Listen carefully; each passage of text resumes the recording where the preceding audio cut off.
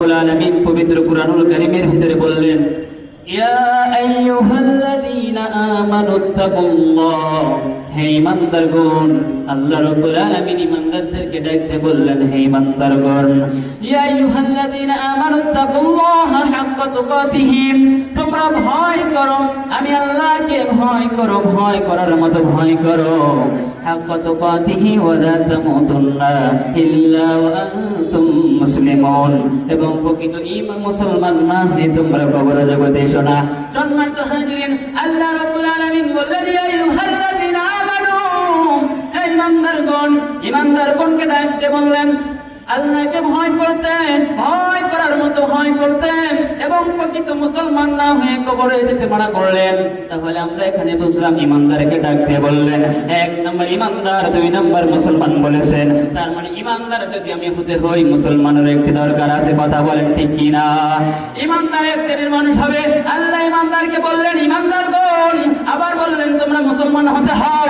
তার জন্য আমাদের বুঝতে হবে আমরা ঈমানদার যদি হই, আমাদের মুসলমান হওয়ার দরকার আছে না নাই? মুসলমান আমাদেরকে হতে হবে। আর যদি আমি আপনি মুসলমান হতে যাই, তাহলে আমি আপনি মুসলমান হতে গেলে ইসলামের 5টি বিধান আমাদেরকে দিয়েছেন। এই 5টি বিধান আমার আপনার মানার দরকার আছে। কথা বলেন ঠিক কিনা? আমি আপনি যদি মুসলমান দাবি করি, আমি আপনি মুসলমান দাবি করতে হলে ইসলামের মৌলিক এই 5টি বিষয় আছে, এই 5টি বিষয় আমার আপনার জীবনে আঁকড়ে ধরার দরকার আছে। কথা বলেন ঠিক কিনা? সম্মানিত হাজিরিন, ইয়া আইয়ুহাল্লাযীনা আমানুত্তাকুল্লাহ, ঈমানদারকে বললেন তোমরা মুসলমান হও।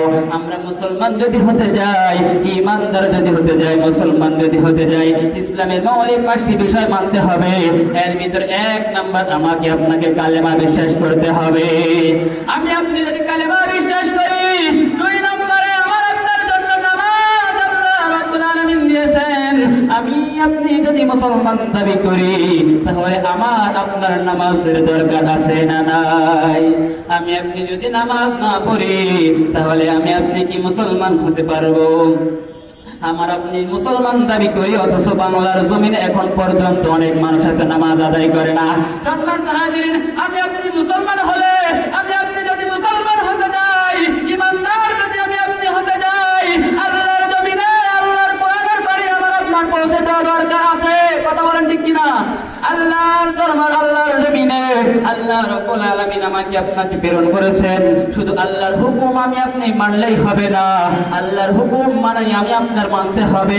অপর মুসলমান ভাইদেরকে, অপর ভাইদেরকে, হিন্দু হোক বৌদ্ধ হোক, তাদের